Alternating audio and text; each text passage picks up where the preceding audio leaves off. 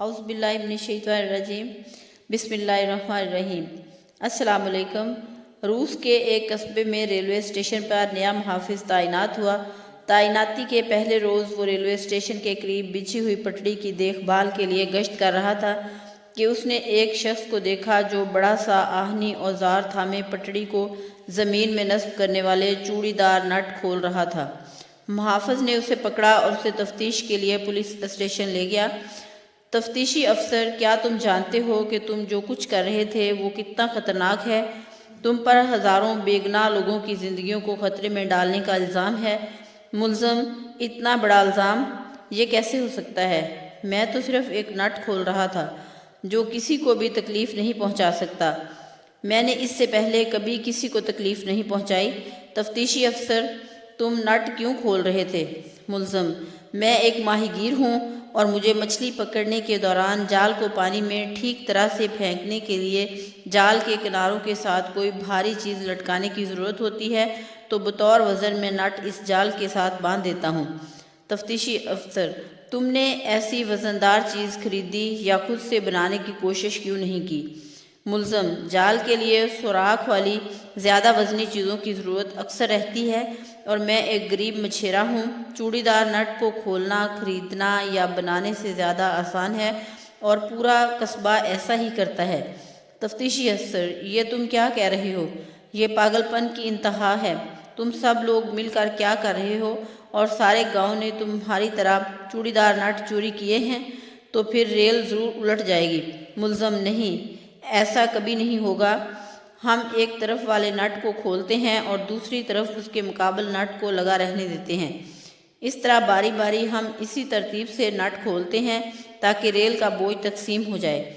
ہم نے یہ بات اسکول میں فزکس کے اسباق میں اس طرح سیکھی جب ہم چھوٹے تھے۔ تفتیشی افسر: کچھ بھی ہو، تم لوگوں کے اس فعل سے ریل اور انسانی جانوں کو خطرہ ہے، اور کیا تم لوگ ان تمام چوڑی والے نٹوں کو جال کے نیچے لگا کر مچھلی کے شکار کے لیے استعمال کرتے ہو؟ ملزم: میں اور میرے بھائی انہیں شکار کے لیے استعمال کرتے ہیں اور ہمارا پڑوسی اسے میئر کے گھر اور تھانے کے تالے اور کنڈیاں بنانے کے لیے استعمال کرتا ہے۔ تفتیشی افسر: یہ تم کیا کہہ رہے ہو اور تمہارا پڑوسی ایسا کیوں کرتا ہے؟ ملزم: میئر نے اسے اپنے گھر اور تھانے کے دروازوں کے لیے نئے تالے بنانے کو کہا، لیکن اس میئر نے اسے پیسے نہیں دیے، اس لیے اس نے بغیر کسی خرچ کے تالے بنانے کا طریقہ سوچا اور اسے اس سے بہتر کوئی چیز نظر نہیں آئی۔ ٹرین کے چوڑی دار نٹ، وہ بھی خالص لوہے کے۔ تفتیشی افسر: بلا شبہ اس کے پاس اور حل نہیں تھا، لیکن میئر نے جب وہ چوڑی دار نٹ دیکھے تو کیا اس نے تالا ساز سے پوچھا کہ تم نے انہیں بنانے کے لیے رقم اور سامان وغیرہ کا بندوبست کیسے کیا؟ ملزم: نہیں، میئر کو کوئی پرواہ نہیں تھی، اسے صرف نئے تالوں سے غرض تھی اور وہ اسے مل گئے۔ تفتیشی افسر: ہم خدا کا شکر ادا کرتے ہیں کہ ہم نے کوئی بڑی آفت آنے سے پہلے ہی سارا معاملہ دریافت کر لیا۔ میں اس قصبے میں بچھی ریل کی پٹڑی پر پہرا دینے کا حکم جاری کروں گا تاکہ آئندہ کوئی چوڑی دار نٹ کو کھول نہ سکے۔ ملزم: مجھے لگتا ہے کہ یہ ہمارے لیے کوئی خاص مسئلہ نہیں ہوگا کیونکہ ہمیں اپنے ساتھ والے گاؤں سے چوڑی دار نٹ مل جائیں گے، ہم اس سے سستے داموں خرید لیں گے۔ تفتیشی افسر گھبراہٹ اور غصے سے کانپتے ہوئے ملزم سے پوچھنے لگا کہ تم کیا کہہ رہے ہو؟ کیا وہ بھی تمہاری طرح نٹ چوری کرتے ہیں؟ ملزم: جی جناب، ریل کی پٹڑی کے آس پاس کے تمام دیہات ایسا ہی کرتے ہیں۔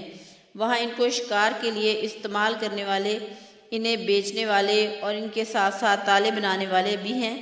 ہم سب ایسا کرنے پر مجبور ہیں، جیسا کہ ہمارے پاس کوئی متبادل وسائل نہیں ہیں، حتیٰ کہ ہمارے پاس سستی ترین چیزیں خریدنے کے لیے بھی پیسے نہیں ہیں۔ اس کے لیے ہمیں اپنی بقا کے لیے ریل کے چوڑی دار نٹ کو ہی کھولنا پڑتا ہے۔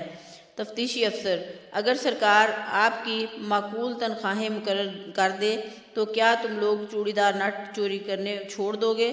ملزم: مجھے خوف ہے جناب کہ نٹ کھولنا یہ سب کی پختہ عادت بن چکی ہے۔ اگر آپ کو چوڑی دار نٹ کی چوری سنجیدگی سے روکنی ہے تو آپ کو پھر بچپن ہی سے تعلیم دینی چاہیے کہ بڑے ہو کر انہیں کیا کرنا چاہیے۔ اس کے بعد نوجوانوں کی محرومی جب ختم ہو جائے گی اور انہیں گھر کی دہلیز پر انصاف کام اور مناسب تنخواہ مل جائے گی تو وہ کبھی بھی چوڑی دار نٹ چوری کرنے کا نہیں سوچیں گے۔ تفتیشی افسر: میں یہ سب تجاویز اپنی رپورٹ میں لکھوں گا اور پھر دیکھتے ہیں کہ گورنر کیا کرتا ہے۔ اس کے بعد تفتیشی افسر نے فائل بند کر دی اور اگلی ریل پر سوار ہو گیا جو دارالحکومت کی طرف واپس جا رہی تھی۔ کھڑکی کے باہر جھانکتے ہوئے تفتیشی افسر اپنے آپ سے کہنے لگا، کاش ہم جلد از جلد فیصلہ کر لیں کیونکہ معاملہ انتہائی خطرناک ہے۔ معاشی محرومی اور دکھی لوگ یہ کسی بڑی تباہی کا باعث بن سکتے ہیں۔ انہی سوچوں میں غلطاں تفتیشی افسر نے ریل کی پٹڑی کے کنارے کھڑے ایک چھوٹے بچے کو دیکھا۔ اس کے چہرے سے خوشی مترشح تھی، وہ ہنس رہا تھا اور اس کے ہاتھ میں چوڑی دار 2 نٹ تھے۔